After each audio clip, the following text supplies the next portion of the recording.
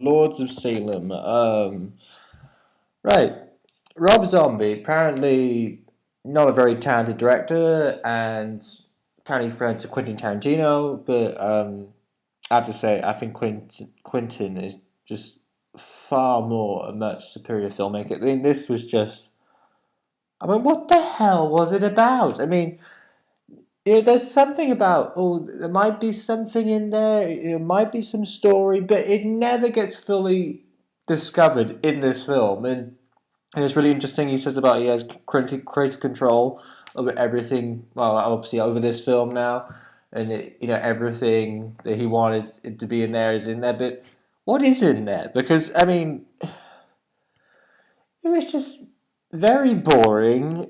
Not like a really bad movie, but still not very good. And it didn't say anything. It just had a couple of things come on, and people say that Rob Zombie is supposed to be violent, and there's hardly any gore in this movie, which is disappointing. And you know, it's it's not even like Tarantino violence, which I enjoy.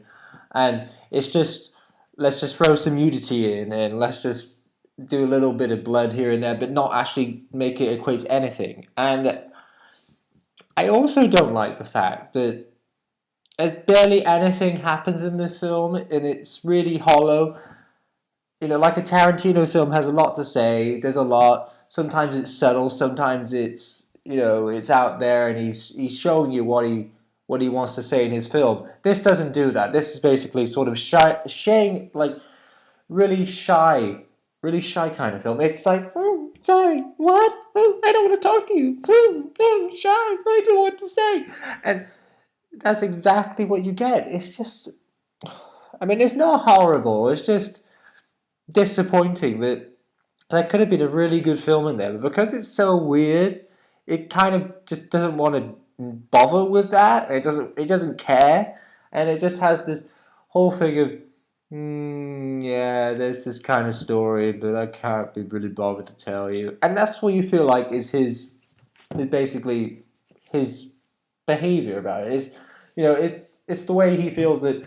Yeah, it's this movie. It's kind of weird, as he said in the interview I saw, and that's all you get. He's like, and I want more than I don't want just that. I want something more, and uh, it just kind of bothered me. I mean, there's some good acting in it, and you can tell that characters are having, actors and all that, and getting their characters and all that. Fine. But it is very, very boring, and nothing really happens. It's a bunch of stupid stuff at the end, which completely just what the hell? I mean, it was weird, but then it went to even weirder, and then it ends, and then there's supposed to be some kind of twist which makes no sense at all, and what? It's just ridiculous, and I don't know if it's just me, but at the end of it, I was like, oh, that's it. That it wasn't real. What? I just can't believe that. I mean, it's a bit like saying, oh yeah, well actually, what you're watching now, that's a load of bullshit, and oh yeah, actually it's this. That's what it feels like, and I don't like that. It's just what, and I don't like the fact that people say this is like Rob Zombie's style because it wasn't very good. I'm sorry, and is this the way his movies are, which I assume they are, then I'm not interested in watching them and I'll just keep on watching Tarantino. So there we are. I mean, not completely horrible, but still at least a 4 out of 10 because it was sort of interesting, but then it just went, it was like tinsy bit interesting, but it was like, yeah, oh, come on. And then the last bit of it just went completely ridiculous and dildos jacking off and stuff like that. It's just like, okay, no, no, no, no, no, no, no. And it just reminds me of Resident Evil 5, the recent movie in that franchise that obviously went from interesting and entertaining to just completely horrible and awful. And then the recent movie just completely just, yeah, can't be bothered. Why is this made? Oh yeah, we just want to make a movie to be like big shots.